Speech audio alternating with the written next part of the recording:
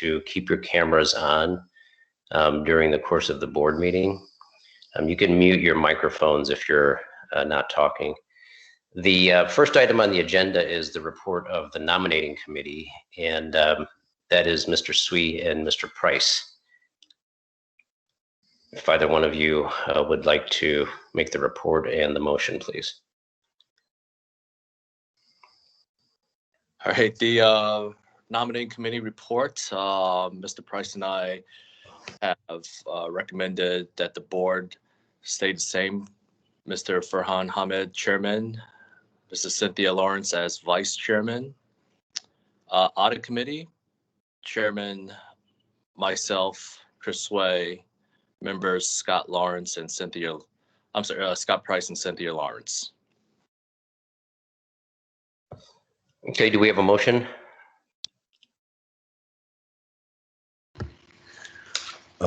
I move that the slate of officers and committee members for the calendar year 2021 be approved as presented. Okay, all those in favor signify by saying aye. Aye. And the motion passes, and the nominating committee will be put in the record. And the next item on the agenda is the election of officers.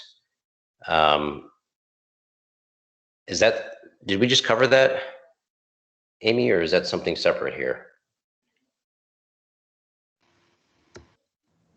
Sorry, yes, you need to take the vote. I'm sorry.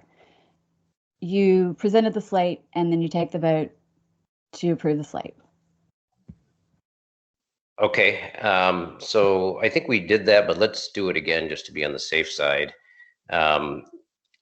Is there a motion to approve the slate of officers? I move that the slate of officers and committee members for calendar year 2021 be approved as presented. Is there a second? Second. Okay, all those in favor signify by saying aye. Aye. And the motion passes, and the officers' slate has been approved.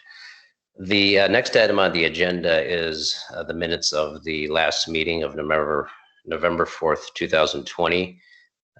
Does anybody have any questions on the minutes? And if not, is there a motion?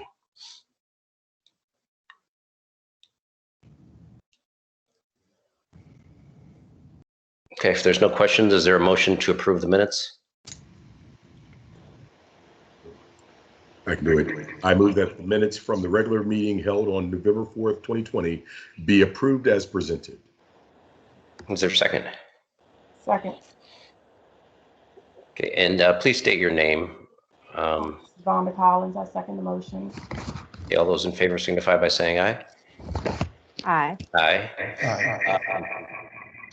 Motion passes, and the minutes will be entered into the record. The next item on the agenda is the director's report. Mr. Hall. Good morning, everybody. Congratulations, Mr. Chairman, Madam Vice Chair. Thank you. You were elected and re-elected this morning, it appears. Certainly hope that everyone is well, and those that they care about are well. Thought I would start off today's meeting with a public service announcement. We continue as an agency to be in a largely work from home posture. We've been doing that since last March 20th, and intend to stay in this posture until at least the end of March. At that point, we'll determine where we are in terms of vaccines and shots in arms, and then make decisions going forward about work arrangements. Like most organizations, unfortunately, we've started recently to see an acceleration in the number of employees that have reported potential exposure. We've seen an increase in positive test results, some illnesses among members of our workforce. We are responding responsibly and quickly. We're following all of the appropriate guidelines on employee notifications, on quarantines, and we're continuing to do all we can to be supportive of all 300 of our employees and their families. Only essential employees continue to report for work here at headquarters. We briefly shut down our customer service centers across the state in April and May. We redesigned that process, reconfigured customer traffic patterns, and safely reopened the CSCs on June 1st. Members of our sales team have worked remotely beginning last April and started a safe, gradual return to on-site visits into retail stores beginning in September. We've initially focused on high-volume retailers, those with vending, and we have recently launched some new incentives and special promotions that we expect to further reinforce our partnerships with our retailers. I can't say enough about the resiliency, the commitment that's been shown by all of our employees and our business partners. Across the organization, we've continued to adapt, to re-engineer many of our processes, to continue running the business safely and efficiently. The priority at all times has been to keep customers, employees, and their families as safe as possible. And I'm happy to report that not only are we operating the business safely and efficiently, we're also operating very successfully too, despite all of the challenges.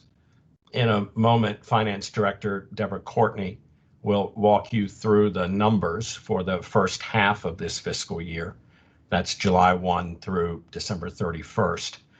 But here are some of the top line numbers.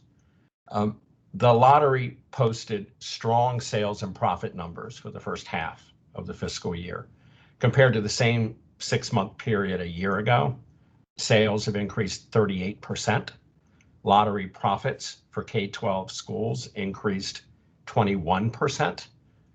Much of the increase was fueled by the July 1st launch of online lottery sales. But we continue to freshen up the product mix. We continue to fine-tune the product launch schedule. We are still compiling the numbers for January, but I think once we settle those accounts, we're going to see continued very strong sales and profits into January. The recent Powerball and Mega Million jackpot runs certainly helped. Both games rolled in tandem for more than 30 weeks before the jackpots were hit. $738 million jackpot for Powerball, $1 billion jackpot for Mega Millions, both of those in January. Both of those games now have reset to their $20 million beginning jackpots, and we've now started another slow build. But a lot of our online, a lot of our overall growth is coming from iLottery online sales, which you'll recall we launched on July 1st of last year.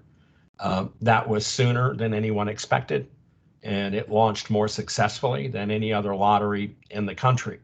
I'm proud to say that iLottery's performance continues to simply amaze us. 6 months into the fiscal year, we've seen $264 million in iLottery sales. That is more than we expected for the entire first year when we launched. And based on that tremendous early success, we doubled the iLottery sales forecast last fall, and we're still running 7% ahead of that.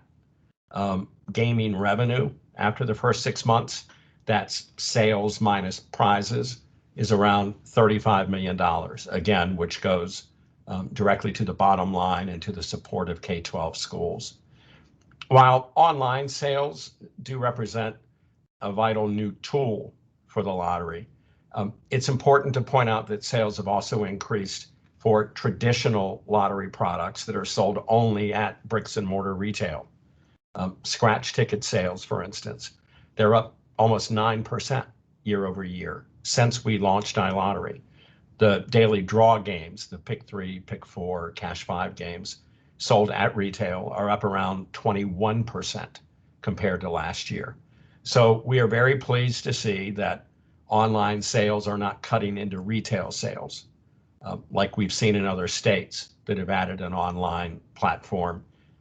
iLottery appeals to, we think, a different customer who's more comfortable in the digital space, places a premium on convenience. But at the same time, we're continuing to work really closely with our retail partners. We value those relationships, and we appreciate all that they do to help us remain successful. I'd like to touch briefly on the General Assembly session, which is underway now. I am pinch hitting today for Government Relations Manager Kelly G., who left us in December to join one of the 2021 statewide political campaigns. You'll remember that last year, the agency was heavily involved in the legislative process while they considered whether or not to allow iLottery and while they considered casino gaming and sports betting. It is much quieter this year, knock on wood, while we are actually about the business of implementing these new products and regulatory programs. This year, we worked with stakeholders and with legislators on some technical fixes to both the casino and the sports betting statutes. Those were specific items where we, and in some cases, the stakeholders found that a bit more clarity or precision would be helpful as we built out the regulatory process and structure. Both the sports betting and the casino gaming cleanup bills are now moving through the legislative process. Questions have surfaced at this year's assembly about the future of skill games or gray machines. A year ago, you'll recall, the legislature voted to ban skill machines. At the time, thousands of these unregulated, untaxed machines had flooded into convenience stores, truck stops, restaurants. We determined they were competing against lottery sales. When COVID hit last spring, the legislature agreed to delay the skill machine ban for 1 year. They capped the number of machines at 10,000 devices. They imposed a monthly fee on each device, and they had ABC monitor the gaming activity on the machines. The fees were expected to raise, I think it's about $130 million for COVID relief programs. There is legislation in the current assembly session that would allow the skill machines to remain in market for 1 more year under the current ABC oversight and fee structure. We will keep you posted on what the legislature decides to do on skill machines. And Mr. Chairman, if I might, I have just a couple more pieces of business on the operational side. Last July, I provided the board with an update on the agency's efforts to lift up small, women-owned and minority-owned businesses by being more intentional in our discretionary spending. And I was pleased to report last year that there had been some steady growth in SWAM spending in my time as executive director. In FY19, SWAM spend by the agency was at 34%. The following year, we were able to push that forward to 38%. And we set an FY21 goal of pushing even further to 42% SWAM spend. 6 months into the fiscal year, I'm pleased to report that we are at just under 41%. And we fully anticipate that as we continue to work with our SWAM vendors and get additional reporting from them, that we will be able to hit, if not exceed, the 42% goal for the year. These initiatives have the strongest support of agency leadership. I am really pleased with this progress over the past 3 years. And I continue to believe it's very important that we as an agency demonstrate tangible support for small women-owned and minority-owned business partners. Okay, here's a fun fact. Virginia lottery players help generate more than $1.6 million every day for Virginia's K-12 public schools. In the last fiscal year, lottery players helped generate almost $600 million in funding for public education. Everyone knows that K-12 education has looked a lot different since last spring. This year especially, all of us have been blown away by the dedication and the creativity of all of our teachers and the school administrators and students. I have asked our Director of Public Affairs and Community Relations, Jennifer Mullen, to highlight how we have adapted many of our K-12 partnerships so that even in this remarkable time, we can continue to celebrate Virginia's K-12 schools, students, and teachers. And with your permission, Mr. Chairman, I'll come back around after Jennifer's presentation and we'll talk a little bit about expanded gaming. Jennifer? Thank you, Kevin, and good morning to all of our board members. So you may recall at our last board meeting, I was experiencing just a couple of technical difficulties. So I'm back to give you a brief update and to share a video with you to give you a taste of some of the things that we have been working on.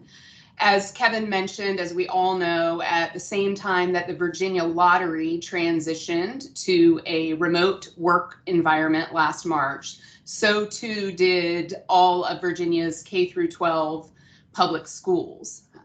Yet our partnerships with schools and education organizations across the state continued.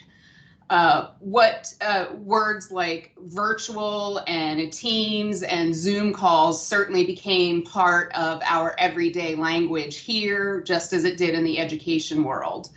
What didn't change is our commitment to recognizing and supporting teachers and students all across the Commonwealth. We have been attending teacher and professional development conferences to continue our interaction with that key educator stakeholder group. We've sprinkled in some fun. We've even played a few games of virtual Pictionary designed to remind them that all of our profits do support our public schools.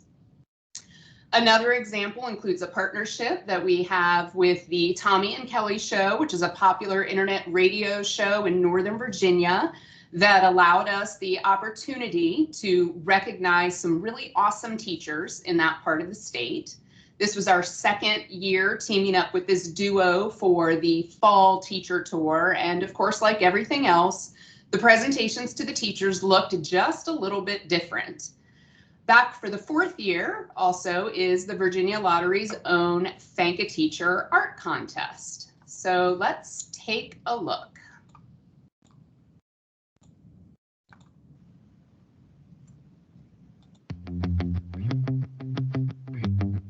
Thank you for supporting teachers and appreciating teachers and noticing all the hard work that we all do. It feels good to be noticed and appreciated. So it has MPCS on the side. We have a big bookmobile sign we put up, and we go every Monday. Is it the librarian? That is the National Librarian lady. The Librarian of Congress, Yes. Dr. Carla Hayden. Yeah. I'd love to have you for a special tour as my guest. Kelly and I are making a tour around Northern Virginia, thanking awesome teachers like yourselves. In that box, we've got a whole bunch of surprises from the Virginia Lottery. We've got all the scratchers.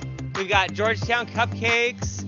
We've got hand sanitizer from Farmer's Restaurant Group. This is like liquid gold right now. I know. Yeah.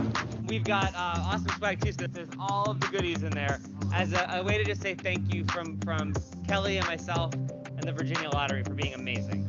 So we started study stations, and this puts us at 25 desks. I think we have another 40-some to build, and we'll happily do it.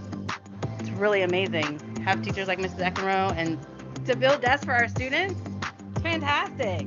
Pitkins Ace Hardware in Dale City and Woodbine heard about what you're doing, and they want to give you a $300 gift card to keep building those desks. Whoa. Woo. Wow.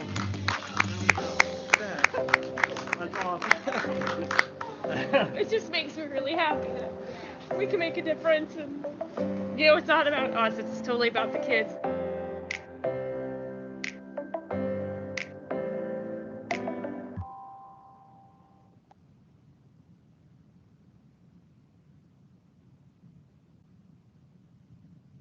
Virginia public school students are creating masterpieces every day. Their imagination inspires all of us. Now through February 1st, students can submit their artwork to the Virginia Lottery's Thank a Teacher Art Contest. The winners will be featured on thank you notes distributed during Teacher Appreciation Week. The Virginia Lottery, supporting Virginia's public schools. Visit www.thankateacherva.com for contest details. So I think we can all agree that it continues to be more important than ever to thank our teachers for all of the creativity and the dedication and the perseverance that they've shown in these unusual times. And we really appreciate the partnership that we have with the Supply Room this year, and that's a small women-owned business here in Virginia. And that allows us the opportunity to award the 3 winning artists with gift cards and $2,000 to each of their schools. So that contest just closed a couple of days ago, and we are really excited to get back out and do another round of surprise presentations coming early in the spring. So with that, I will turn it back over to you, Kevin. Thanks, Jennifer.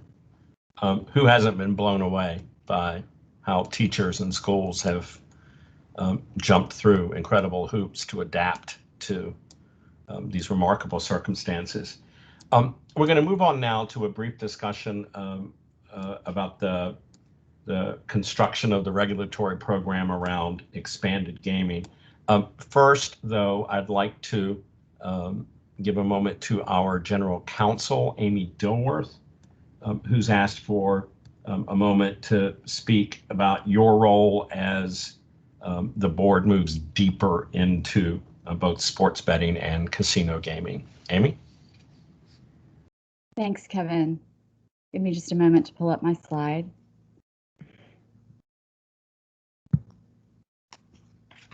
All right, can everyone see that slide? No, not yet. Okay.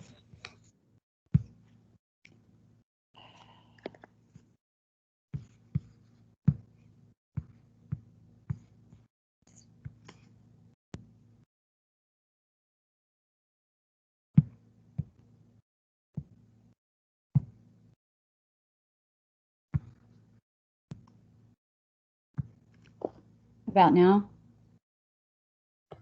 No, not yet. I'm so sorry.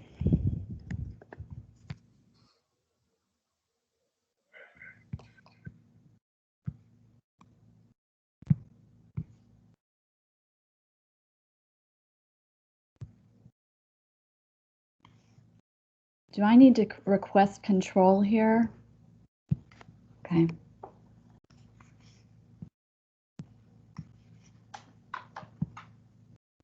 Just a moment.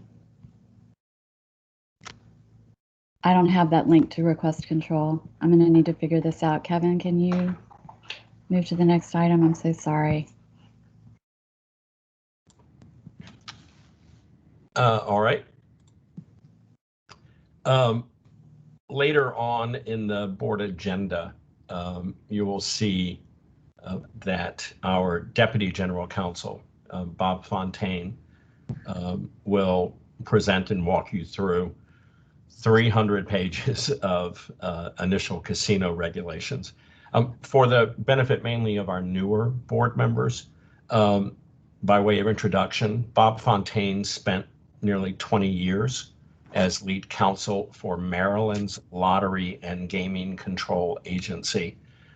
They operate both a lottery and regulate the commercial casinos in Maryland.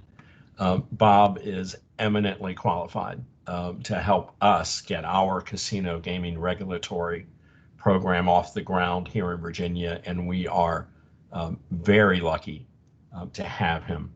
Bob will be presenting the casino regulations because our deputy director for gaming compliance, Gina Smith, has been working virtually nonstop to stand up the sports betting program within the very tight turnaround time that was mandated by last year's General Assembly.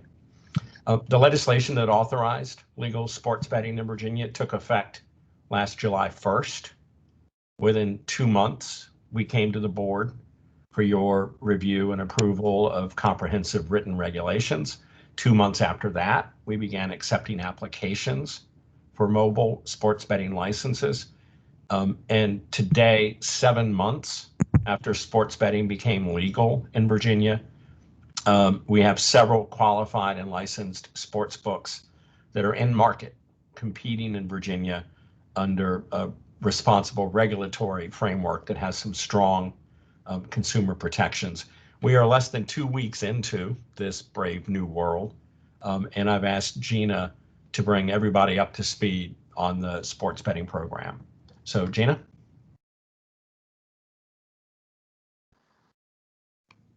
Good morning, everyone. Nice to be with you again today. I am glad to see you all are well. Let me pull up my presentation. If you give me 1 second, please.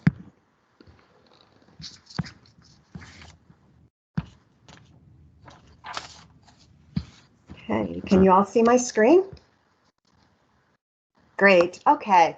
Well, I just wanted to give you a brief update on what's been happening here with expanded gaming. So just a little recap. From October 15th through October 31st, we accepted applications for permits to offer sports betting. We found the response to be overwhelming, and we received a total of 25 applications. And just a reminder, the law provides for an issuance of up to 12 permits, not including certain sports teams that do not count towards the cap. Where do we stand now? We have approved Betfair Interactive US LLC, doing business as FanDuel, in conjunction with the Washington football team. We approved them and they started taking bets on January 20th, 2021. Quickly thereafter, Crown Virginia Gaming LLC, known as DraftKings, was approved and started taking bets on January 24th, 2021. BetMGM LLC was approved on January 24th also, and they started taking bets on January 27th.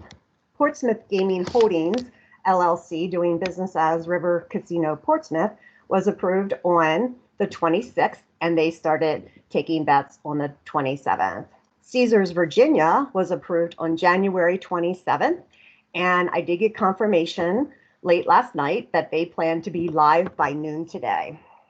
So we will have 5 in the market and taking bets by the end of today. In addition to approving operators, we have also worked with other operators to prepare them to go live. The go live process includes more just than background investigations. It includes the review of internal controls, sports betting catalogs, house rules, terms and conditions, bonds and insurance, and system certifications. So we're currently working on this with several additional operators, and we should be in a position to go live within the next couple weeks.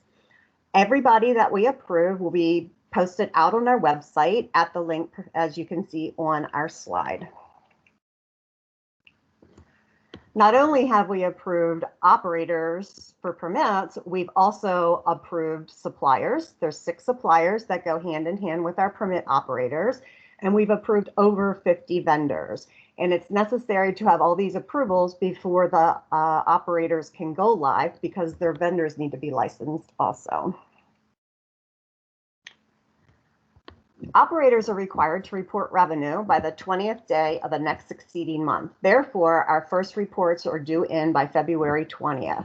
While you may hear that the handle will be very large initially, operators are allowed to offset most of their costs for marketing. So for example, you probably have heard advertisements where they're offering sign-up bonuses such as dollar for dollar matches on first-time deposits. These promotional bonuses are deducted from taxable sports wagering revenue. So therefore, it's going to take a while before the market settles down, because in the beginning, the marketing efforts will be much larger than once the market stabilizes. So it'll be a few months, I think, before we're in a position to really see what our monthly tax revenue is going to be. And then finally, we've successfully launched our responsible gaming program. We have a voluntary exclusion program where players can exclude themselves from sports betting, account-based lottery games, participation in gaming activities administered by the Office of Charitable and Regulatory Programs and the Virginia Racing Commission. And in addition, we have prominently displayed our Sports Bettor Bill of Rights out on our website. And again, here's the link with all the information displayed. So that is a very high recap on what's happening in the gaming world, and I will now turn it back to Kevin. Do we have any questions for Gina?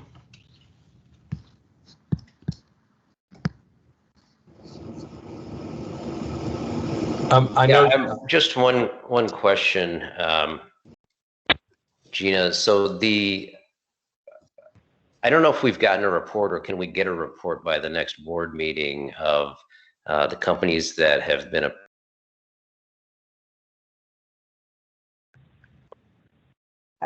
I think you cut out. Were you asking for a report of the companies that have been approved?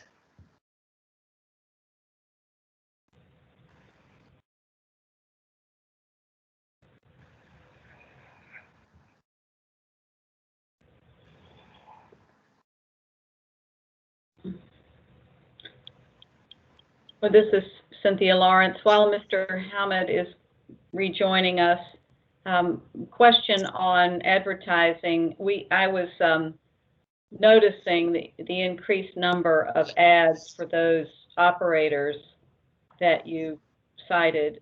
I was noticing them on television and in print and so forth.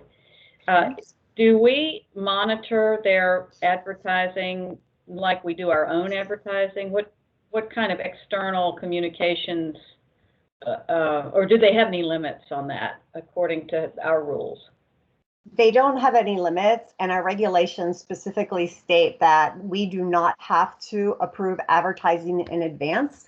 However, if we see something and we would like more information, they're required to provide us any documentation regarding their advertising at the time of our request. Okay, thank you. Mm-hmm. Sorry, I got cut off. I don't know if you heard my question or not. Could you repeat it, please? I think I heard it, but I just want to make sure. Yeah, I heard you. You gave us a list of the approved vendors, but if we could see in writing a list of the ones that have been approved, the operators, the suppliers, and the vendors, I think that would be helpful. And then, tying back to the SWAM report that Kevin, you gave us earlier, are we tracking SWAM for sports betting right now? We are not the operator of those platforms, but one of the dozen or so criteria that they were required to submit as part of the licensing review process was to demonstrate a good faith effort to engage with MBEs and minority equity ownership as corporations. So that doesn't get aggregated into the lottery agency's SWAM metrics. But there was that consideration that the legislature insisted on in establishing the sports betting program. Is there reporting on that? No, other than stating their corporate commitment and demonstrating good faith effort to engage. It will be a factor that comes up at license renewal. And all licensees are required to demonstrate in writing as part of the application process their commitment. Okay. Does anybody else have any questions on Gina's presentation?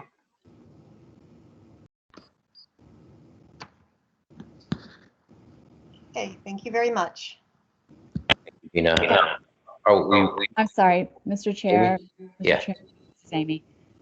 Jennifer's going to run that one slide for me so that I can. Okay.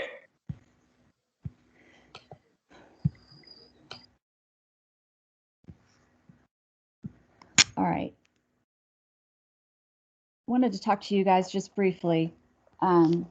We thank you to a number of you who have let us know that you've been contacted by a few of the potential license and permit applicants in the casino and sports betting space with various questions. I don't want you to be placed in any circumstance where it could be interpreted as a conflict or even an appearance of a conflict of interest. So as you have been doing, please continue to refer these types of inquiries to me or Kevin, if you would. And thank you so much for doing that so far. These three pointers on avoiding financial conflicts of interest with the casinos, I wanted to remind you of. Number one, a board member shall not have any direct or indirect financial ownership or management interest in any casino gaming operation. And number two, a board member shall not receive or share in, directly or indirectly, the receipts or proceeds of any casino gaming operation. And third of all, a board member shall not have an interest in any contract for the manufacture or sale of gaming devices, the conduct of any gaming activity, or the provision of independent consulting services in connection with any gaming establishment or gaming activity. If you have any questions going forward about conflicts, I will be happy to address those. You can feel free to reach out directly to me or Kevin, and we will get you the answer to your questions. That's all that I have on that point. Thank you. Okay, thank you, Amy. Does anybody have any questions for Ms. Dilworth? Okay, if not, Kevin, does that conclude the director's report? Yeah, other than just a summary that we're working to keep everybody safe and healthy. We're continuing to see strong success on the lottery side of the business. iLottery continues to exceed expectations. And on expanded gaming, we put together a strong and experienced team, and we're meeting all of the deadlines to build out these new responsibilities. Just very proud of our organization and these accomplishments, and appreciate your time and happy to take any questions from the board. Okay, any questions for Mr. Hall before we move on?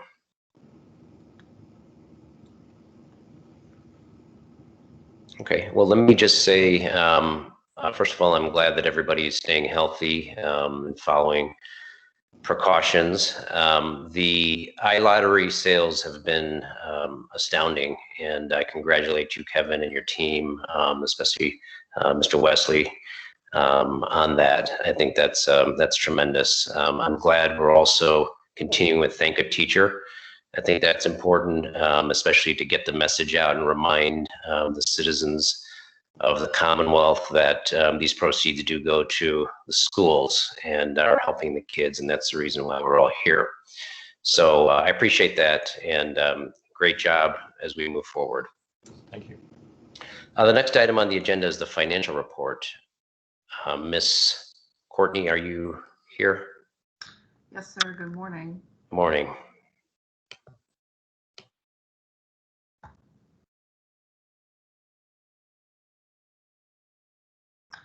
So I'm going to go a little bit deeper into our first half results. I know Kevin mentioned some numbers to you.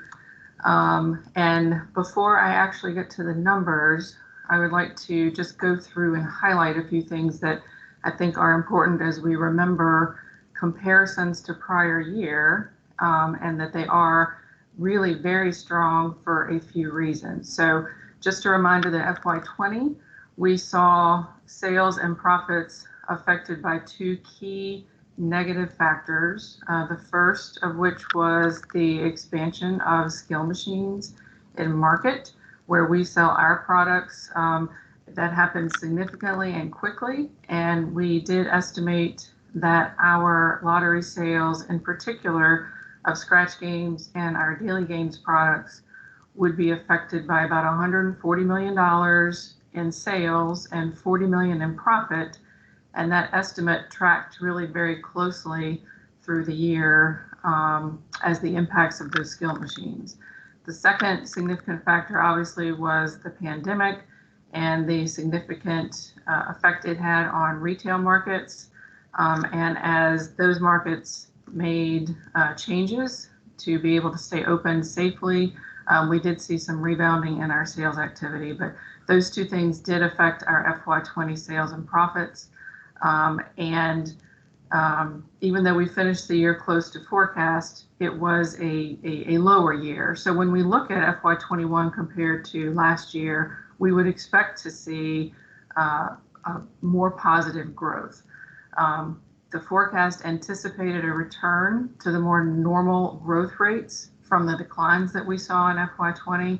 So just to call out, that is not an expectation that the gray machine impacts went away. It's that we were now comparing growth rates to that dampened level of sales. The other clearly significant factor for FY21 is the legal offering of iLottery starting on July 1st. That effort really is a culmination of many years of efforts that we have started trying to get ready for this day when we were legally able to offer products online, going back to the start of our digital game room, where we engaged with players, at least in messaging and in second chance opportunities with our Extra Chances program that is on most of our scratch ticket product. The deployment of the updated subscription platform, the online subscription platform in 2016, but not to take away anything from what I would characterize as kind of a rabid focus on getting iLottery up and running on July 1st to meet the customers' increasingly expectations that we meet them in a way that they want to be serviced online, digitally, at their convenience. And so all of that has led to a really great launch of iLottery, as Kevin has mentioned.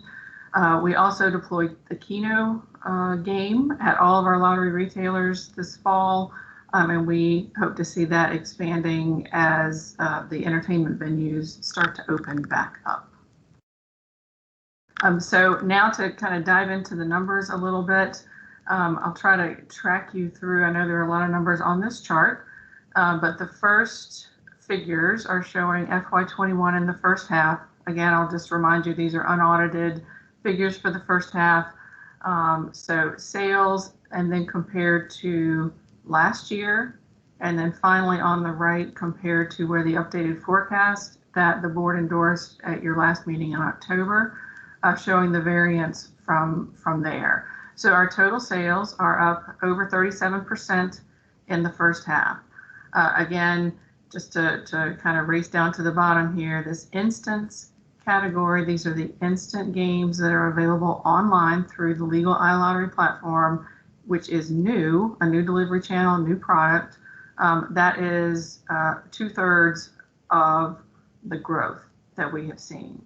The Scratcher product, which historically has been about 55% of our total sales, are now showing more normal year-over-year growth at up about 7% in the first half of the year.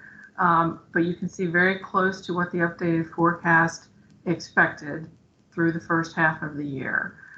Daily games, print and play, I'll just call out last year we introduced the rolling jackpot feature and we had significant growth in that category. So that has softened a little bit in the first half, but pretty close to where the forecast expected. Daily games, which typically is about 1/3 of our sales, are very important to both our sales and our profits, have had a really strong first half of the year.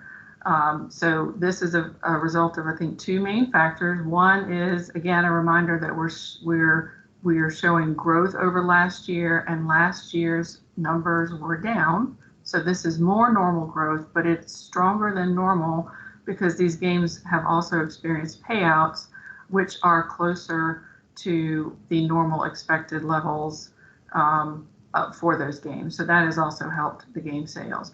Compared to forecast, you can see as total, we're about 2% up from what the forecast expected for the first half. The jackpot games category had kind of a rough year last year, not great jackpot luck. So we are up slightly compared to last year, and we are pretty close to where the forecast expected. You will see these numbers change when you see January results. As Kevin mentioned, we had the two national games with significant jackpot growth that ended in January with Mega Millions just over $1 billion and Powerball over $750 million. So you'll see those results next month. I'll just kind of call out that it took 37 draws, which is over 18 weeks, for Mega Millions to get to that $1 billion mark. And there are about 20 weeks left in the fiscal year. So those products, the sales, as those jackpots start to regrow, they will be under forecast as they start to grow. So they will eat into the positive sales versus forecast that we will see in January. Keno, the new game offering, operating well, just over $20 million in the first half. Of course, it didn't launch on July 1st, so this is not a full 6 months of activity. It's pretty close to where the forecast expected. And then the instants category, these are, again, just the instant win games that players can purchase on the iLottery platform. $263 million in the first half. And as Kevin mentioned, that is more than what our full FY21 estimate was at the beginning of the year. We about doubled that in the approved forecast, and we're still tracking ahead of the forecast in the first half. So then just to show it a little graphically by category, you can see the previous 3 years here by category. But the thing I would call your attention to is the green is the current first half of the current fiscal year and where those sales are compared to this yellow, which is what the forecast expected. Positive news is that really all of these product categories are tracking either slightly ahead or right on what the forecast expected for the first half. As we look at our expense rates, prize expense is obviously our largest expense. And again, when we compare our almost over 66% prize expense rate this year, it is significantly higher than last year, but is really a factor of the addition of the iLottery instant categories, and those games are intentionally designed with a higher prize payout rate. So we expected that overall prize expense rate to go up, but it's unusual in historical times to see the prize expense rate vary this magnitude. This is about a 10% change in the rate, but you can see our core products here are really pretty close to what is an average expected payout rate. The retailer compensation rate, what we share with retailers for selling and servicing our product, is on par with the long-time average of 5.6, 5.7%. And then our operating expense rate is, in terms of a rate, significantly lower than last year. Our operating expenses are higher, but we're dividing it by a much more high sales number, and that drives the rate down. We'll talk about the total dollars in just a moment. But then as you look at these rates compared to the forecast, you see less variance. So they are closer to what the forecast expected. I'll call it the daily games rate here, right at 50%, is really right on par with what those games would expect. And so that's helping with the sales in those products. A little lower than what the forecast expected. We had some really high payouts, especially in the first quarter. So the payout rate has normalized a little faster than what we expected. And then down here, the retailer compensation rate again is on par with what the forecast expected, and our operating expense rate, because our sales are a little higher than we expected, that denominator is a little bigger. It drives the rate down, and our total spending is actually a little less than what was included in the budget as well. So all this gets our first half profits to almost $350 million in the first half. You can see how that compares to the previous 3 years, and also is ahead of what the forecast expected in the first half. And so if we look at where these additional, this additional $60 million in the first half compared to last year, the source of those additional profits really is coming from the strength in sales. So if the prize expense rate were still 60%, our profits would be closer to $150 million ahead of last year. But because by design, our prize payout rate is higher, that takes about half of those additional sales returned to players and prizes. Retailers have earned about $6 million more this year in the first half compared to last. Our operating expenses are up about $3 million, and our other income, which is primarily interest earnings on our cash balances, is down a little bit compared to last year. So all of these add across to the $60 million profits ahead of last year. And then on the same scale, the same axis scale here, comparing our results versus forecast, you can see that the variance is much lower. So the $23 almost million ahead of where the forecast expected for the first half, it's about a third coming from sales, a third coming from lower than expected prize expense rates, and a third coming from lower than expected total operating costs. Some of this operating cost variance is timing. We did not have a lot of advertising in market, especially in the first quarter, as we were kind of working our way back in market and trying to be very safe with our players, our retail partners. So some of this underspending on operating costs will start to more normalize in the second half. But all in all, a very strong first half. I'll also note, just a reminder, we did have our holiday raffle, our New Year's Millionaire raffle, which was a success again this year. It did sell out. Because the drawing is January 1st, we'll reflect those sales and prize expenses in the January figures, and so you'll see that at the next meeting. And that is it for me today. I'm happy to answer any questions. Hi, this is Vonda Collins. Just one question, first comment. It looks like, as everyone has mentioned, the instant sales is very impressive. Do we have, or can we maybe at the next meeting have a presentation that includes the margins by types of sales? Because I see that the instant sales are high, but the expense ratio is high as well. So it'd be interesting to see how the margins look by type. Yes.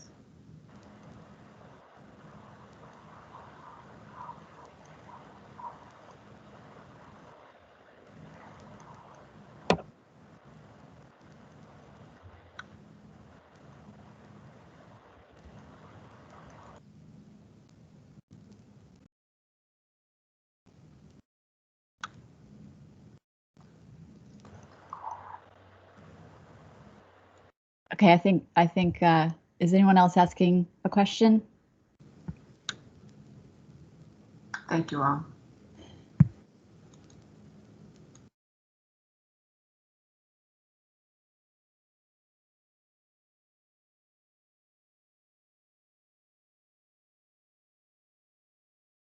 I think we may have lost the chairman.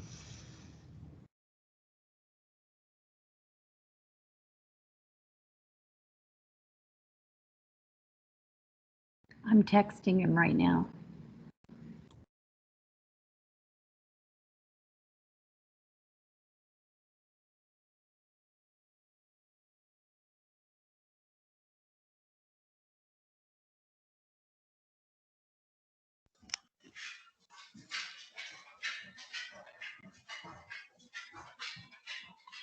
Hi, can you hear me? Yes. Sorry. I got knocked offline. Is that the conclusion of Ms. Courtney's report? Yes. Okay. Does anybody have any questions for Ms. Courtney?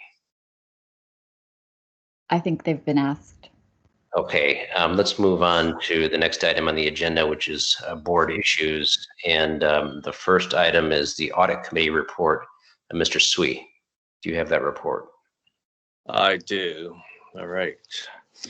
The audit committee report to the Virginia Lottery Board, February 3rd, 2021. Audit committee met at 8:45 today, February 3rd, 2021. Myself, Chris Sway, Ms. Lawrence, Mr. Price, Mr. Hall, Ms. Smith, and Ms. Whitney attended the meeting. Semi-annual follow-up report. The audit department follows up semi-annually to determine the status of management actions to address audit reports. At January 1st, 2021, there were no open findings requiring follow-up. Process on 2021 internal audit plan. Ms. Smith provided a report on internal audit's progress is completing the audit plan for fiscal year 2021. APA fiscal year 2020 report. We reviewed the Auditor of Public Accounts fiscal year 2020 report on the Virginia Lottery.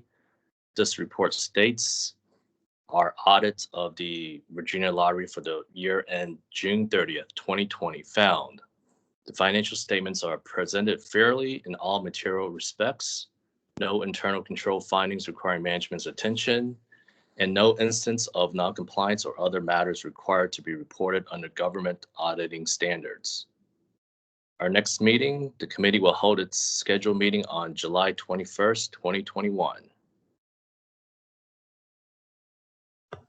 Okay, any questions on the audit committee report? Okay, if not, the next item on the agenda is marketing promotions. Ms. Rose, are you here?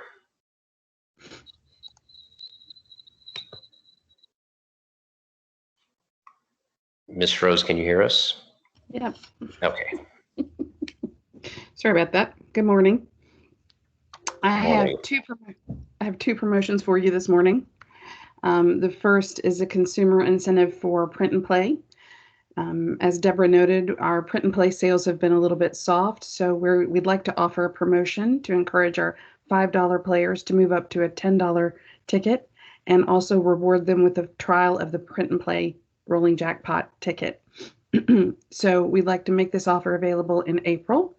We'd like to have 75,000 tickets for an estimated cost of $298,500. And for May, we'd like to, in May, we're introducing a new feature for our very popular daily games, Pick 3 and Pick 4. The feature is called Fireball. And to introduce that new feature and to educate our players, we'd like to offer free coupons for the first 25,000 players that fully watch how to play videos that will be hosted on our website so that they can go out and try this new feature. So we'd like 25,000 coupons for Pick 3, 25,000 coupons for Pick 4, and the total cost this morning is $33,000 for your consideration. And that's it for me this morning. Okay, thank you. Is there any questions for Ms. Rose? If not, is there a motion?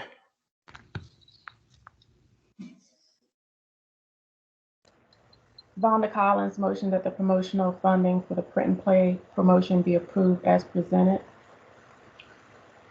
Is there a second? Cynthia Lawrence, second. All those in favor signify by saying aye. Aye. Aye. And the motion passes. Marketing promotions have been approved. The next item on the agenda is emergency casino regulations. And Mr. Fontaine, you have a presentation for the board. I do indeed. Good morning and thank you. Morning. First of all, a couple of things. Kevin has given me a couple extra years there at the Maryland Lottery. I was actually there for 12.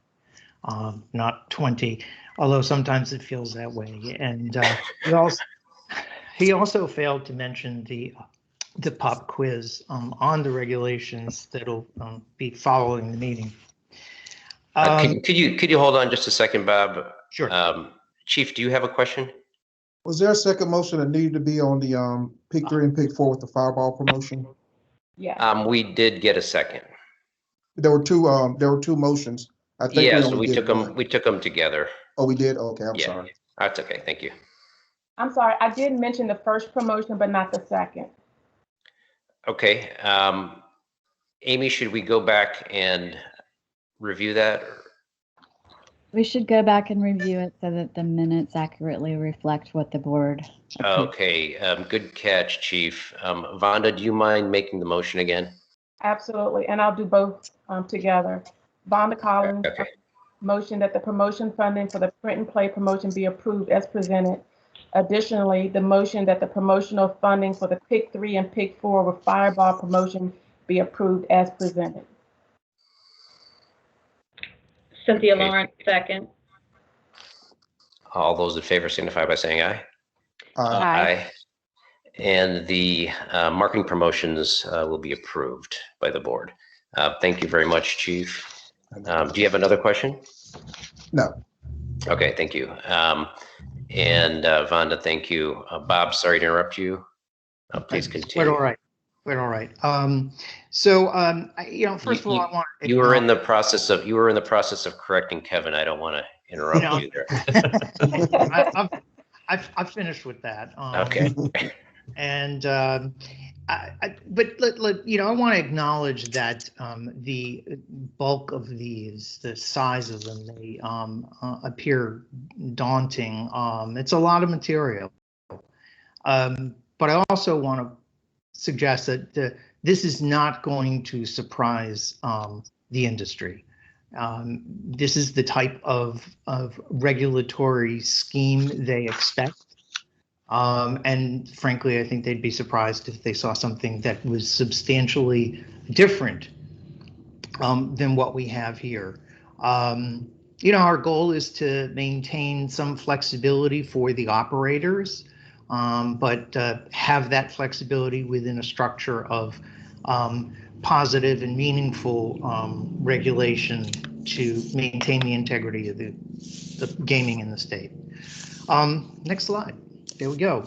So the way the organization of these regulations is set up is sort of 3 components, essentially. We've got the licenses and permits and and how those functions occur. There's also how the facility operates and maintains its internal controls. And then thirdly, how the games function, both in terms of their equipment and also how their rules are set up. Next slide. There are 3 types of licenses and permits. There is the facility operator's license. That, of course, is the big kahuna, if you will. The supplier permit and then the service permit are 2 different types of permits. We'll come to them on the next slide, or next set of slides, which will occur. The facility operator license is the license for that entity that owns the structure and may or may not, depending on how they've built their structure for operating the facility, may also include the actual entity that does the management of the casino. For this, there is a 10-year license from the date of the issuance. There's a $50,000 per principal background investigation fee that may be expanded depending on how long it takes for the investigation to occur. This is very similar to how we proceeded in the sports betting investigations. And there's a $15 million issuance fee. That would be collected at the time. Now, one thing that I do want to point out is that although some of the numbers look the same. Excuse me, we've got a question. Yes. Somebody has their hand up. So this is Kim Martin, and you may be launching into this, but I'm very interested in knowing how did we come up with this fee structure? How do we know it's not too low or too steep? This is in the statute, so we're using what we have. And because of the fee per principal being the starting point, we know that will be where we start. The thoroughness of these investigations will mean that the investigation fees associated with the principals will most likely grow, and we will bill them for that, depending on what the costs are, and that will be on a per principal, per operator basis. Does that address the question? Yes, thank you. Perfect. Okay. The next slide. So the next thing is the supplier permits. There are 4 different types of supplier permits. We have contractors, who are the large companies that are providing services to a casino. The key managers, the high-level employees, and people who are associated with gaming are going to be licensed as suppliers here. The manufacturers, and manufacturers are all kinds of things. It's the people who build the slot machines, but it's also the people who sell dice and chips and things of that nature. They all have to be vetted. They all have to be permitted by us and are subject to the background investigation. In addition, as a slot machine management system provider, the department will have one, and we'll get back into that in terms of its central monitoring control system. But we'll also find that the casinos are going to want to have some kind of electronic accounting on their own. And so there may be multiple systems that are tracking play for different purposes. Ours will be to track the receipts and the revenue, whereas the casinos are interested in what their players like, essentially, and use it for their business purposes. Next slide. With respect to the supplier permits, pardon me, this is a 1-year permit. We expect to have 5 automatic renewals for that. There is a $5,000 application fee. Depending on how the supplier is organized and what it is doing, there will be a $50,000 background investigation if they have a principal, and if they have people who qualify as key managers, that will be wrapped into the investigation costs for the supplier. There is a $5,000 annual permit fee. And these permits are designed to be portable. You figure we don't want to have these suppliers prohibited from working for more than one facility, especially when you think about the people who are, for example, manufacturing slot machines. They are going to want to be selling to every one of the facilities. So we've specifically incorporated portability into the regulations. It also helps with respect to key managers because, there is a certain amount of, rating, I guess, of talent from casino to casino. And we don't want them to have to start the process of getting a permit all over again if they get a job with a competitor. Next slide. Can I stop you there, Bob? Can you go back one slide? The background investigation, I think the question having to do with sports betting as well. Who's doing the background investigation? Is the lottery conducting that ourselves? Are we hiring an outside company to do that? We always have the opportunity to use an outside company.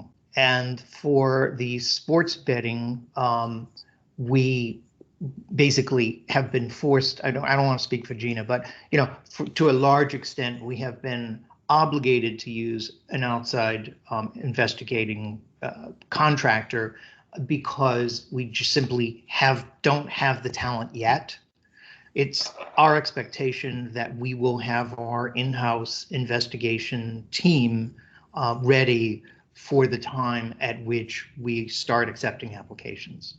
Okay, how many people do you think we would have on staff doing these? Again, I don't know. It's going to grow. I want to say, and this is in Maryland, and this is not just investigators.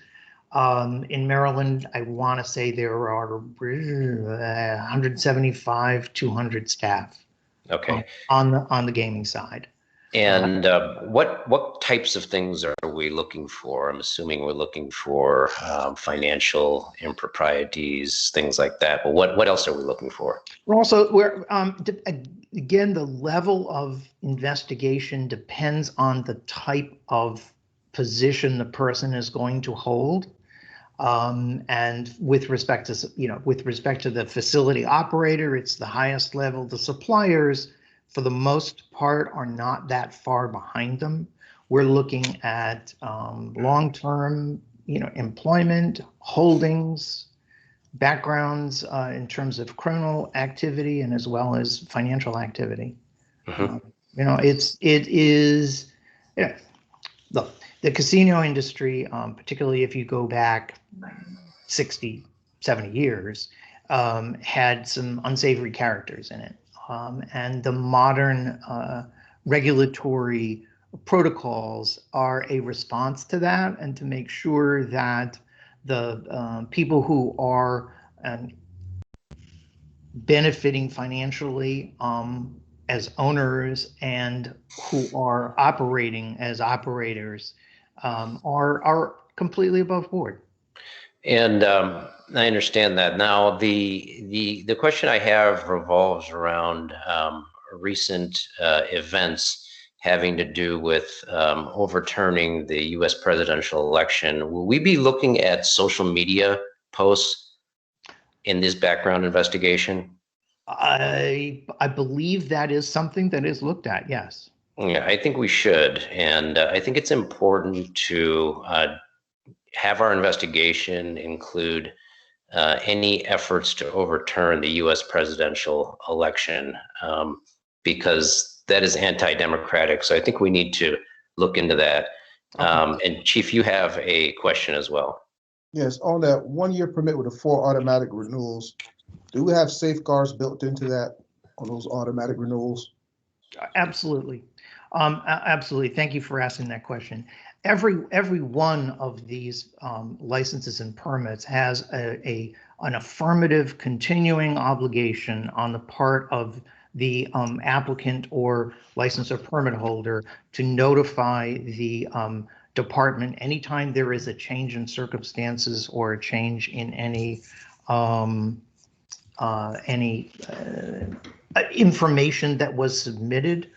And there is ongoing review on a certain level for all of those permit holders and applicants. And I'm just informed from Gina Smith that we do extensive media searches. Okay, great. Ms. Martin, you have a question. Yes, can you talk a bit about the portability? What does that mean, and what is involved in that? Well, let's say you are and I'm just making up a position to answer this question.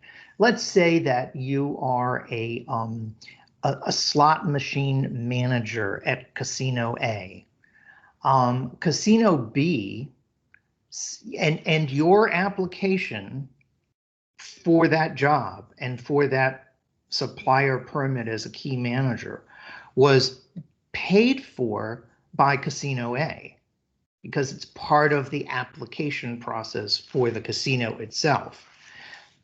We don't want to have to go back if Casino B makes this guy, this slots manager, an offer he essentially can't refuse. So we want to be able to have the permit attaching to that individual to be portable onto the next operator, even if they didn't actually, even if it was the original operator that funded that application. Does that help?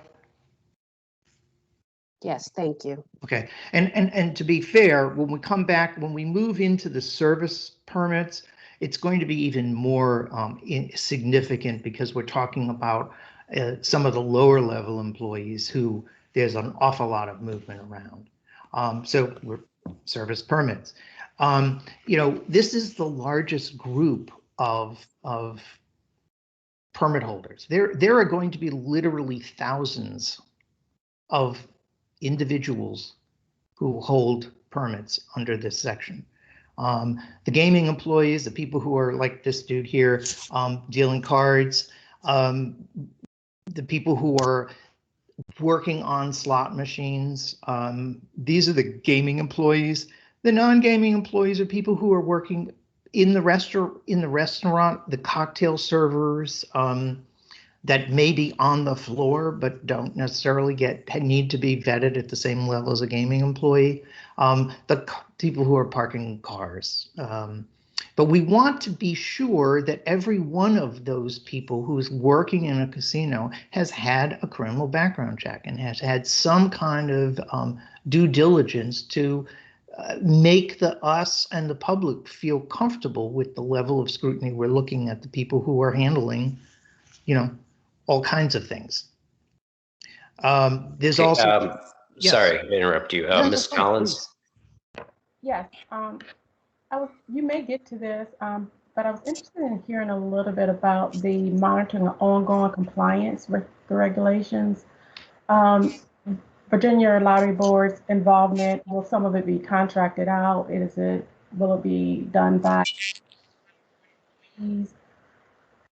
That is going to be part of the lottery team. Right? I suspect there are going to be certain elements that are contracted out, and we certainly would want to have the capacity to do that. But I think for the most part, that's part of the 175 or so employees that we're going to be looking at. We will always have an on-site presence at each facility. And that could range from anywhere, at least 6 people, 6 FTEs assigned to each one of the facilities, and that will grow depending on the hours of the facility and the number of how big the place is. But we will have people there on site, and when we get a little further down, we'll talk about some of the requirements that they have, each casino has with respect to our ability to monitor activities. Okay. 2 kinds of vendors, depends on the type of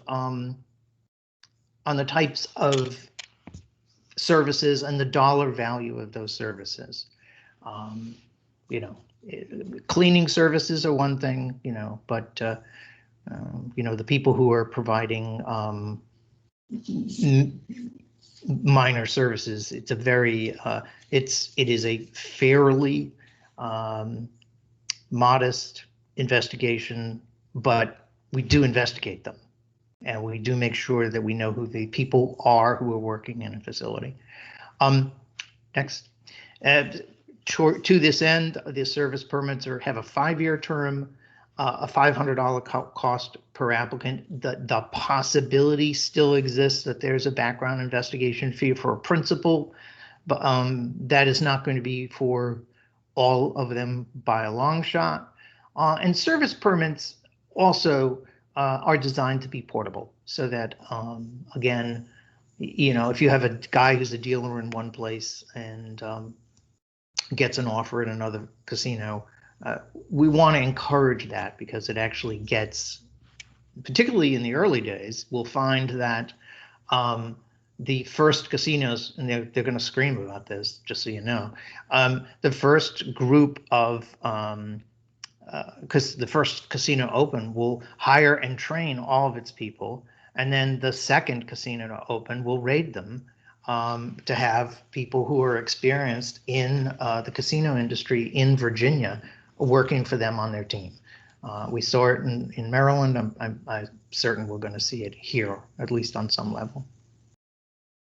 And as with respect to the service permit category, this is that going back. Sorry, we anticipate this is going to have a crunch period that in the 30 to 60 days before a casino operator starts, we're going to receive, or Gina's going to receive, hundreds of service permit applications, because all of their gaming employees and the non-gaming employees, those are not people you hire too far in advance. Those are people you hire sort of at the end of things when you're ready to get operating. And we expect that we're going to be very busy in that period as we approach the time at which a casino is getting ready to begin operations. None of the next slide. One of the central things for the electronic games, slot machines, is every one will be connected to a central monitoring and control system that's established and operated by the department. This is likely, to answer an earlier question, to be a contract, because this is something that is a specific skill, and it is there are a few companies that do it, and like lottery providers, operator systems, this is a highly technical and complicated kind of operation. Every slot machine, as you can see in this picture here, every slot machine is connected to a server, and every server is then connected to the central system. The wiring that is underneath the floor of a casino is just mind-boggling. And we will anticipate probably having, I suspect there will be duplicate cabling, so that if something happens to the cable, there will be a second redundant system to keep the thing running at all times. Next. One of the things that we do have to be careful of in Virginia, that we are. Excuse me, there's a question, Ms. Martin. Yes. Yes, if you could go back one slide, please. Yep. When we talk about central monitoring and the interconnectivity and networking that goes on, are we talking about an infrastructure that's at each casino? There will be monitoring, and then there'll also be a separate monitoring that looks at all casinos, or are we just talking about per casino? Oh, no, it is. We will have, the lottery will have its own system that looks at each play on a slot machine.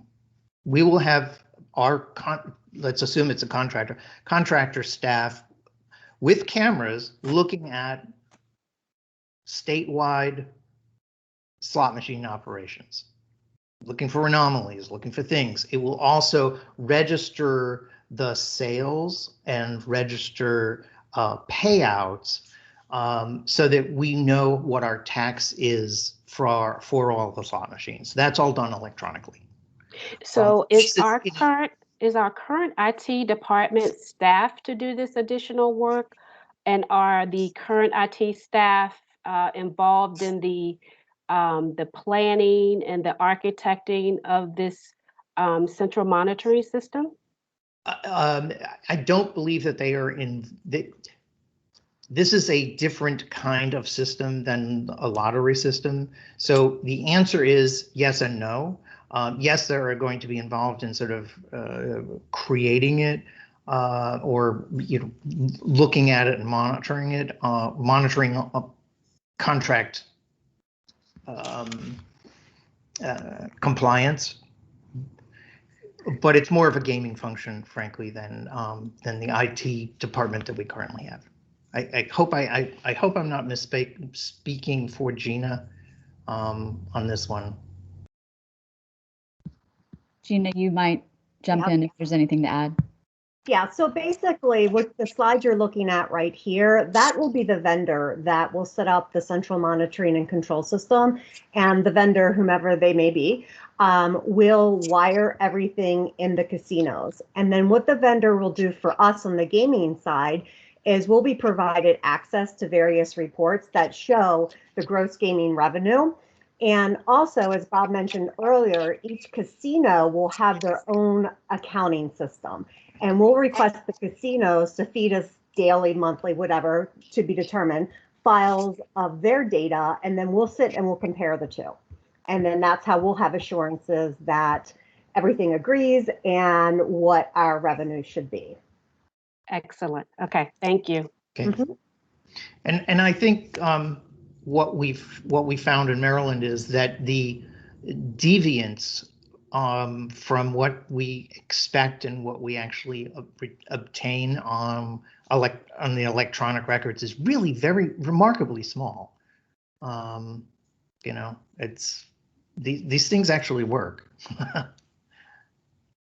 Yes, and we'll make it clear to the casinos that the central monitoring and control system will be the system of record. So if they have any disputes, they'll have to prove to us why our system is incorrect. And obviously, that's great. Yeah, mm-hmm. That's great, because you want to have a central or what do they say, a single source of information, or the source to say if anything is off from this source, then that other area needs to be reconciled back. That's correct. And we'll see initially there'll be some timing differences when meters settle, and they usually wash out over a day or so.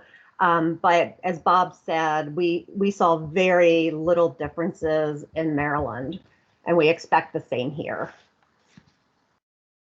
Right. And I guess the other thing to point out is that, yeah, you know, we expect that the operators will have their own sort of parallel system. And yes, it's going to monitor the gaming and the play and the payment of prizes, but they are looking at different things for their business purposes in terms of watching what players are doing. And that's not part of what the type of things that we're looking at, because the players are not our customers. So there will be duplicate systems attached to the slot machines. Thank you. Bob, Yes. now might be a good time to jump in, just to, given the audience that we have in the public meeting, and just to remind the board that we have a very lengthy rulemaking process ahead of us. These rules are emergency rules. The reason they're classified that way is that they were required by statute to be in force within 280 days of the enactment of the statute last year. So there's a rather complicated process that we're going to go through going forward, which I will lead you through. There is a slide later on in this presentation to explain generally the timeline, but there will be 2 opportunities for public comment during that time, which is going to be about 18 months long in scope. There will be 2 public comment periods during that process. In that time, the stakeholders will be able to contribute their feedback regarding the proposed regulations.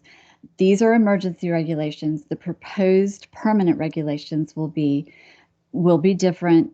They will be a separate set. They will probably look a lot like these, but I just want to reassure everyone that there will be plenty of opportunity for public input as we move forward with the process of getting to the permanent regulations, which are more than likely, you know, with the time frames moving forward as they do, there will be interest in the permanent regulations reflecting the public and stakeholder input by the time that the casino operations actually are up and running.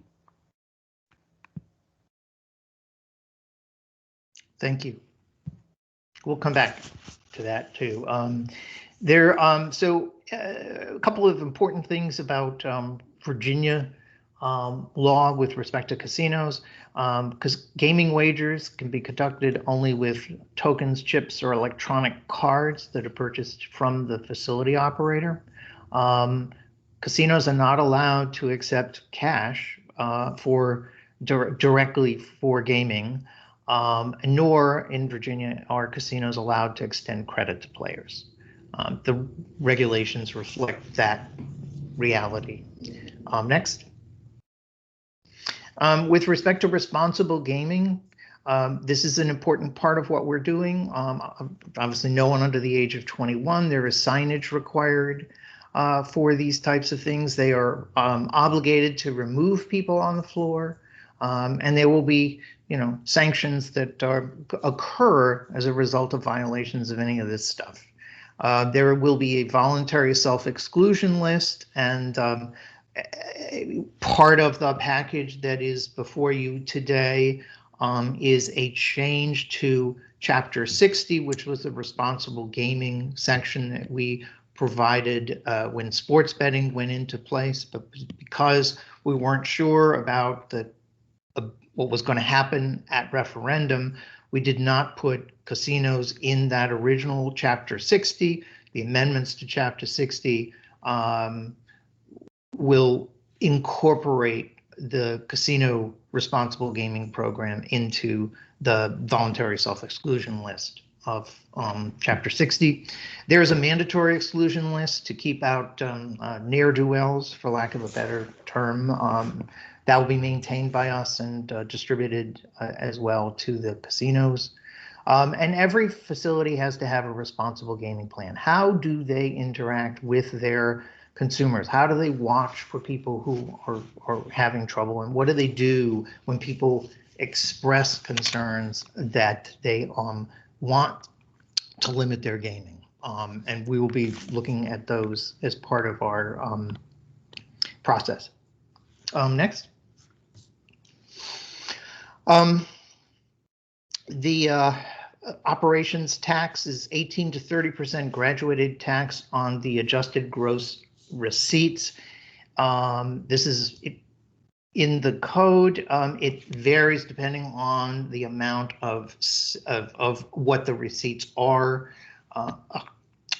For slot machines, because that is a very simple, not simple, but because it's not simple at all, but because it's sort of an automatic process that the central monitoring system is controlling and keeping track of on a minute by minute basis, we will invoice the slot machines directly for the slot machine AGR. For the operators, we'll have to certify their other than slots to us monthly. We will, of course, be subjecting that to audit and review.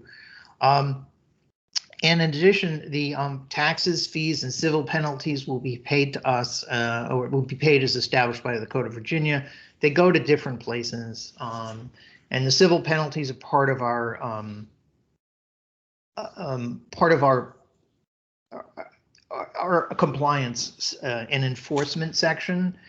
We have the ability to impose civil penalties, some of them fairly large, as well as non-monetary sanctions to ensure compliance with the regulations, and the process is built into the enforcement system. Next. As you can see here, this is where all of the tax revenues go. Some go to localities, to the casinos, if it's operated by an Indian tribe, etc. Civil penalties go to the general fund, and licensing permits fees are applied to the department's casino regulatory activities. Next. This, in some respects, is some of the most important stuff we're doing, the internal controls. And like Gina mentioned with respect to sports betting, there's lots of behind the scenes kind of activities going on before a going live. And as it occurred in sports betting, it occurs too in a casino.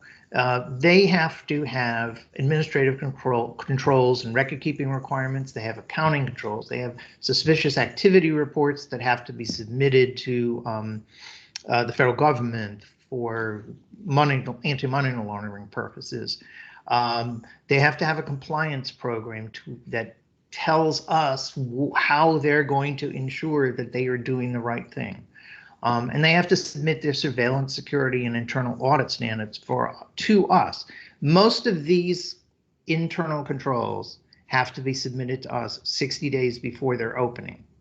That gives us time to review them before they are permitted to open. And if we find that there is something that is inadequate in their internal controls, they're obligated to correct those before they are allowed to open. Next. We also look at their facility itself.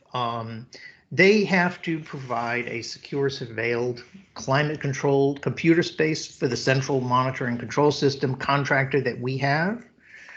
We're expecting a minimum of 1,000 square feet office space for the department staff. We will be obligating them to look at their, to show us their surveillance requirements. Where are the cameras located? We will approve where the cameras are located in the entire facility. And if there is a problem that we perceive with where a camera is located, that it does not adequately surveil the facility, we will require them to adjust that plan or before they open. So locations of cameras have to be approved. The gaming floor itself has to be approved by the department, and an architect has to be, it's got to be real, I guess it's the best way to put it. These are real requirements. Next. With respect to slot machines, there is going to be an average payout percentage between 89 and 94. That is a theoretical math kind of number, but we expect that over time, that is what each slot machine would be paying at. The minimum bet on a single slot machine is 1 cent with a maximum bet of $500. There are exceptions to this, particularly when people can double down on a game that started at a lower amount, but it winds up building up because of progressives. That would not be included in the max bet. Slot machines are required to have lockup settings, and if you look at this picture, you can see there are little lights on top of them. Those lights actually have meaning. They shut down if there is an error. They shut down if somehow the slot machine has been opened inappropriately, or if there is if there's a jackpot, they shut it down so that we can be sure that the person who won is identified, and if necessary, the taxes are withheld, and a withholding or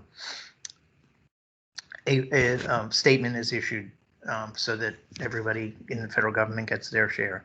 The random number generator is all tested and secured against outside interference. We also make sure that these are all slot machines are going to be tested by an independent testing lab prior to their being allowed on the floor. Each one of them is going to be tested. Each single slot machine will be tested during a warm-up period prior to operation. And also the operators are required to give us their rules of play and have their record keeping approved by us before opening. Next. There's a broad range of table games that are allowed. The standard rules must be pre-approved by the department. The minimum bet on a table game is $5. The maximum bet is $50,000. There are detailed, really exacting procedures for equipment and the startup procedures for the dealers and the accounting for cards, chips, and tiles. These are designed to ensure the integrity of these databases. These are the ones that are potentially, if you think about it, because they're not run by a machine, these are the ones that are most susceptible to problems. We want to make sure there aren't any problems. So we've designed standards that would limit the ability to do that. Next slide. Okay. This is where I'll jump briefly. To explain I'm sorry, I'm hearing an echo. I'm just destined not to have technical this time. The general timeline is here. Amy, can you identify before you start speaking? I'm sorry? Mr. Chairman, I didn't hear you.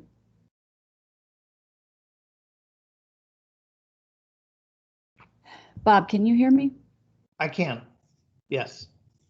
Okay. Mr. Chairman, please interrupt me if and when you're able to get your audio up again. I'm Amy Dilworth. I'm the General Counsel to the Virginia Lottery. And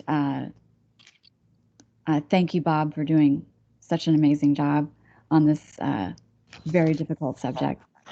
The timeline. Today, after the board adopts the emergency regulations, they'll be submitted for executive branch review.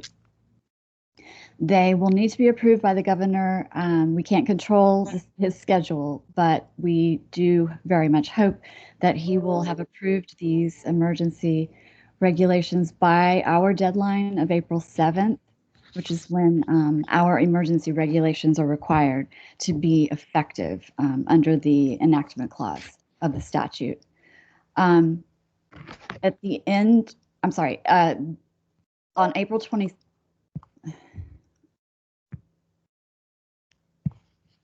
sorry, I've got something on my screen. On April 26th, the emergency regulations are going to be published in the Virginia Register, and they will be published and accompanied by what's called a Notice of Intended Regulatory Action.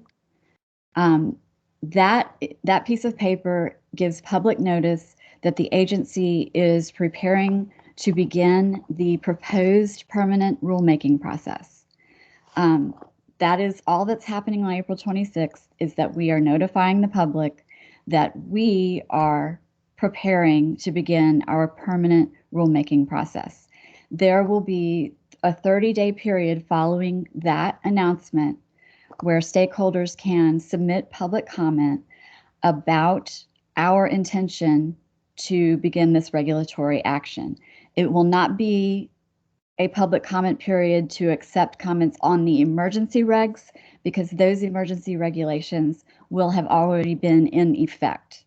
What it will be is any feedback that the public wishes to give on the process itself and what they might like to see in terms of once we publish the proposed regulations, the proposed permanent regulations. So at the end of that 30-day period, we will have begun preparing those proposed permanent regulations for board approval. And the calendar deadline for us to have, for the board to have approved the proposed permanent regulations is November 22nd of this year. We would anticipate having those to you in order for you to approve them well in advance of that date. But as I cannot predict what might happen, I'm just telling you that the deadline to do this will be November 22nd. Once the board approves the proposed permanent regulations, they will go for executive branch review, just like the emergency regulations had to do. And that will involve the Attorney General's office certification, and then a sign off by DPB, and then the finance secretary, and then ultimately the governor will look at them and will give his blessing and approve them. And once the governor makes that approval, a 60-day public comment period will begin.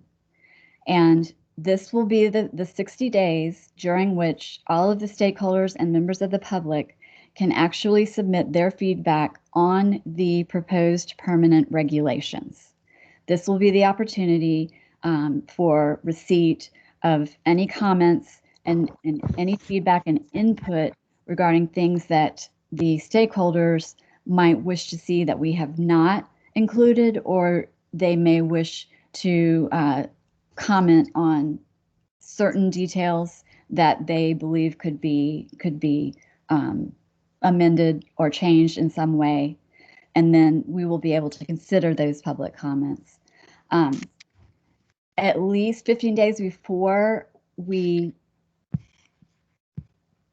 least 15 days after the 60-day public comment period is concluded, the board will meet and they will adopt the proposed regulations as final. This is after the staff has considered all of the public comment and incorporated where needed into the regulations. And then the board will take those proposed regulations and any amendments that have been made during the process, and they will adopt them as final. And then after you adopt them as final, they will be submitted again for executive branch review. The outside date on which the final regulations are to be effective will be October the 7th of next year, October the 7th of 2022. And I want you to understand that this potentially 18-month-long period of time is the average length of time that it does take to adopt final regulations under the Virginia Administrative Process Act. So there's nothing unusual in terms of the length of time that it may take. We certainly hope that it will take less time than this, but we just don't know. And so what I'm giving you here are the outside limits of the requirements that we have in order to get the final regulations published and effective. You know, for this reason, because we've got so much time between now and when the final regulations are in effect, I don't want you to be overwhelmed or daunted by the details that are in the public regulations. I want the board members to understand that this is going to be a very long process and that there will be plenty of time for discussion and questions.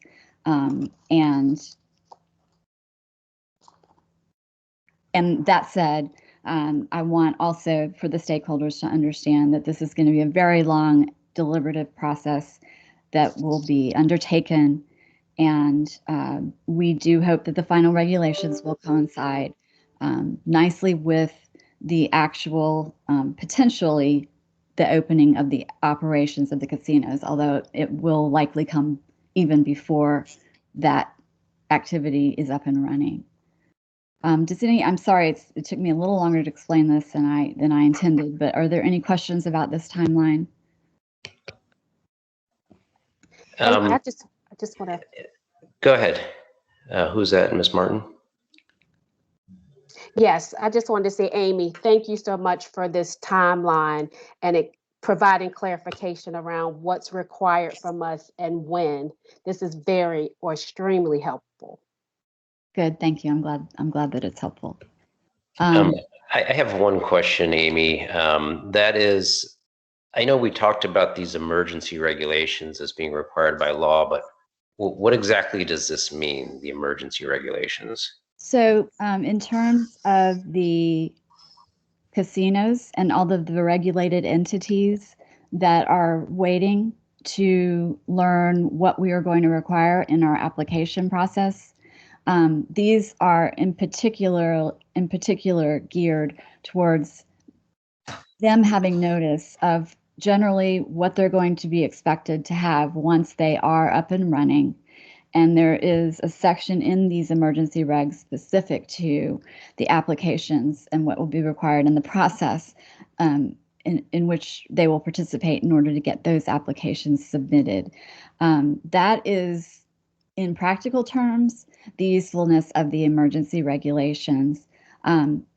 Once these are in effect in April of this year, the casinos will be able to take them and they will be able to begin preparing their applications in adherence to what is contained in the emergency regulations. And so we would expect that they probably would be able to begin submitting their applications once they've had time to digest what's in the emergency regulations and all of the requirements for what their applications must include. So that's really the primary usefulness of these emergency regulations. And I don't know if Bob has or Gina have anything to add to that answer, but feel free.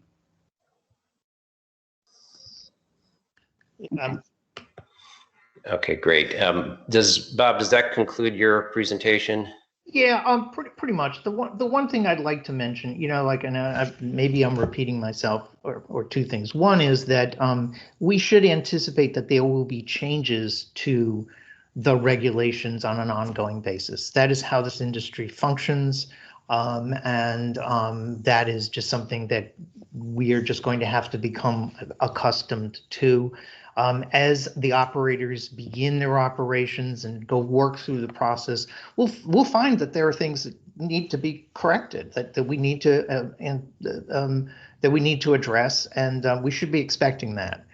The other thing is that the goal here again is to provide a comprehensive and meaningful structure without any great surprises to the industry, or any outliers in terms of the types of things that we are doing. I don't, again, think that there's going to be stuff in here that's going to cause shockwaves through the casino industry. This is pretty routine stuff. I don't mean to minimize it either, but it is, I like to think that we've reaching that goal to have something that's comprehensive and meaningful, but without any surprises. So that's it. Thank you very much for your attention, by the way. I know this is an awful lot of stuff. Okay, thank you, Bob. Do any of the board members have questions for either Bob or Ms. Smith or Ms. Dilworth? Okay, if not, is there a motion?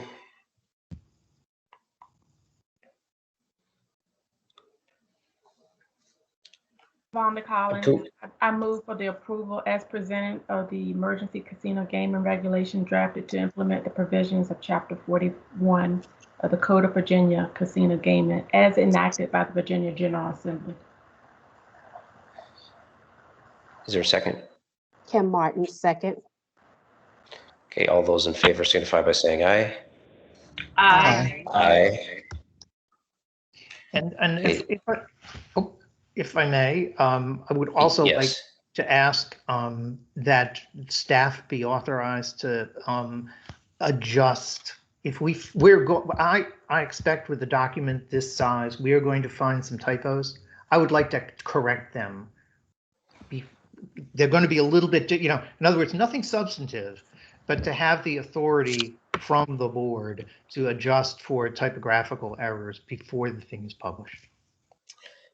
Yeah, I don't think it'll be. Substantive Yeah, it won't be a problem to correct any technical errors before the document is submitted. The motion passes with 6 in favor and 1 abstention, which is Mr. Sweet, in accordance with Enactment 3 of Chapter 1248 of the Virginia Acts of Assembly 2020 reconvened session, which was enacted on July 1st, 2020. The regulations are to become effective within 280 days of the enactment date. As such, the regulations are treated as emergency regulations under the provisions of the Virginia Administrative Processes Act. The board hereby promulgates the regulations to be published as Chapter 90 of Title 11, Agency 5 of the Virginia Administrative Code. The department is directed to submit the foregoing regulations as approved by the board for executive branch review. Okay, the next item on the agenda is other business. And the next meeting of the Virginia Lottery Board will be on April 21st, 2021. And the next item is board members' open discussion. If any of the board members have anything they wish to discuss, this would be the time to do it.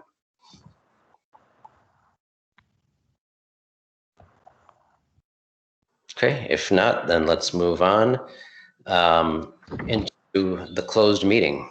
Is there a motion to move to the closed meeting, please?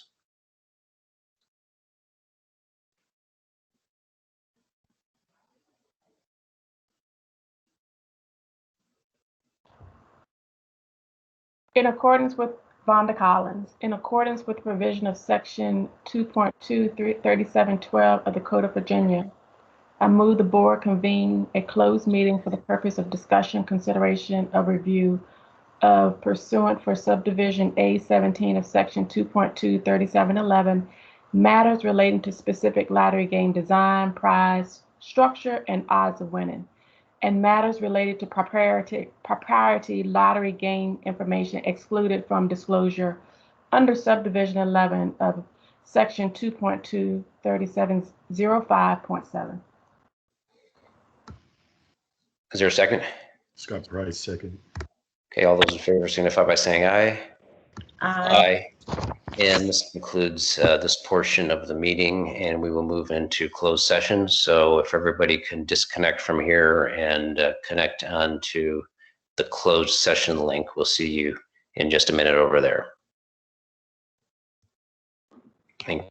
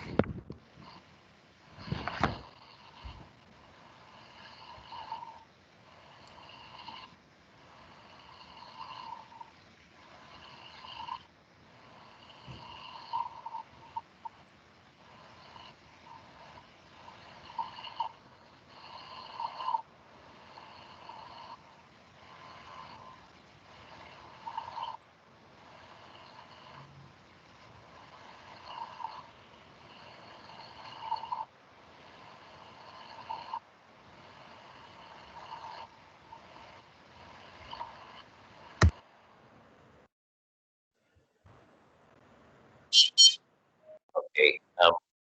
Is everybody here, Joe? I don't think we have Miss Lawrence yet. Okay. We'll just wait a minute.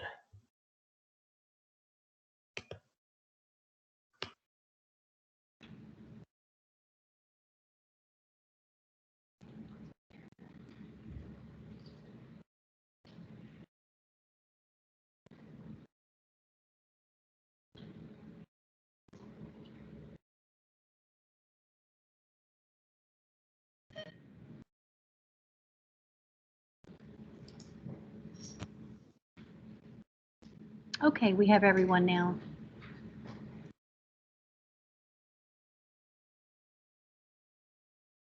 Okay, great. Can one of the board members read the certification, please? This is Cynthia Lawrence. I'll read it. Whereas the Virginia Lottery Board has convened a closed meeting on this date pursuant to an affirmative recorded vote and in accordance with the provisions of the Virginia Freedom of Information Act. And whereas Section 2.2-3712 of the Code of Virginia requires a certification by this board. I just lost the picture. There, I was back, sorry. Requires a certification by this board that such closed meeting was conducted in conformity with Virginia law. Now, therefore, be it resolved that the Virginia Lottery Board certifies that to the best of each member's knowledge, one, only public business matters lawfully exempted from open meeting requirements by Virginia law were discussed in the closed meeting to which this certification resolution applies, and two, only such public business matters were identified in the motion convening the closed meeting, were heard, discussed,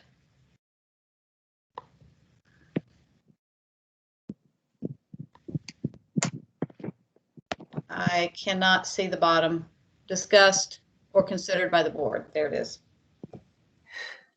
Okay, great. And can each of the board members please certify, and then we will move to the next item. This is Farhan Hamid, ISO certify. This is Cynthia Kim Lawrence. Martin, ISO certify. Cynthia Lawrence, ISO certify. Chris Sway, ISO certify. Oren Gallup, ISO certify. Vonda Collins, ISO certified. And Scott Price, ISO certified. Okay, do we have a motion for approval on the prize structures for the Scratcher games and the instant games, please?